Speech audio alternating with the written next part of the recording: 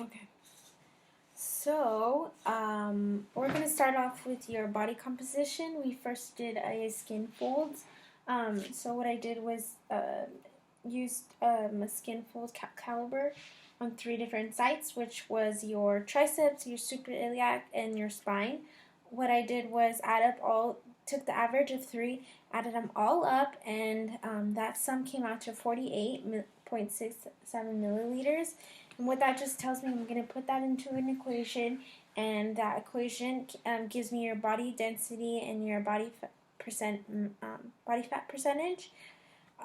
What I found was that your body density came out to 1.05, and your body fat percentage was 19.7, which is really interesting because compared to the next 2 assessments, it was actually totally different. I want to say by like 20% difference. With that 19% body fat, we found that the fat mass that you have was 30 pounds, and which was a fat-free mass, your lean mass was 122 pounds. The next body composition assessment I did was the BIA, so the InBody, which was the one that looked like a scale, and what you did was step onto it, and it took your assessment. So what it was actually came out to 38. Your body fat percentage came out to 38.2% body fat, which is I want to like about 19 difference, and your BMR, which is your basic metabolic rate, was 1,293. Your body fat weight was 94 pounds, which was compared to these skin folds. I was like it was 30 pounds for the skin folds and 94 for this one. The next thing we did was use an Omaron, which we found the body fat percentage to be 31.7. That's only about an 8% difference or 7% difference. And that one actually also told me your BMI. Your BMI came out to 27.9 or 27.6. And with the InBody, it was actually 27.9. So they were pretty similar. I would take more into consideration that Omaron and the InBody compared to Skinfold, because Skinfold, it varies on the person. So I would want to do those again just to make sure they were done correctly. And because your goal is to lose 8% body fat and get to 30 within 10 weeks, I am going to use these as your initial assessment, and we're going to see how much you gradually progress. The next assessment was your cardio assessment. So I did 2 different tests, which were the the step test and the treadmill test. What I found, what was interesting comparing both of them, there was not much of a difference. I did, if you remember, the step test was a little easier to conduct, and you were able to do it compared to the walking test. What I found for the step test, your VO2 max, which just tells me how much oxygen you consume into your lungs, was 36.25 milliliters per kilogram per minute. That is pretty high compared to norms. And then for the treadmill test, your VO2 max came out to 35.37.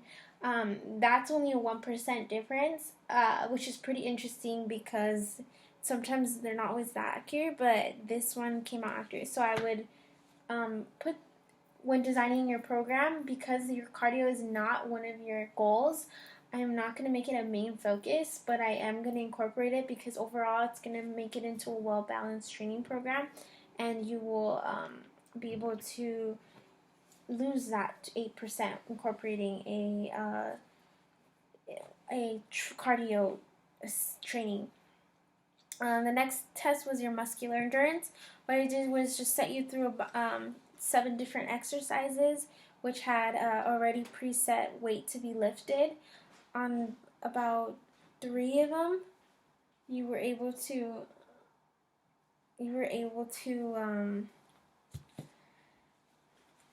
so with all these exercises, I added up your score, which was how many you could do, and that just compares you to norm. So in total, you were the max you can get in total reps was 105, and you got 45. That just puts you into the poor category. It tells me that I want to work on that muscular endurance, so I'm definitely going to incorporate that into your program, especially because push-ups are your goals. We also did a push-up test. You were able to do 7 to fatigue, which is the max amount, and you want to increase that to 15. So what I'm going to actually have you do is do push-ups. Do push-ups once a day. Like, just get down, put an alarm, set your set a certain time so you can just do as many as you can every single day. Definitely going to increase your muscular endurance. And when we did do that push-up test, in the norms, you were under the you fell under the fair category, which isn't bad. We can definitely get you up there to very good or excellent. The next test I did was the muscular strength. What we did was did a 1 rep max on your bench press.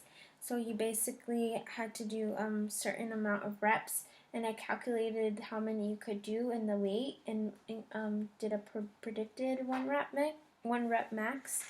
That put you into, with your rep max, we found that 75 was your rep, and you were in the 70th percentile according to your age and your age.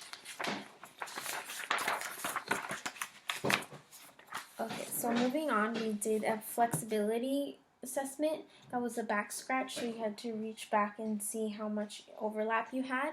You scored above average, which is pretty good. Just tells me your upper body, you're very flexible. Because it's not one of your goals, I'm not going to really make it a main focus, but we are going to incorporate it in your cool down. The next flexibility was the sit and reach.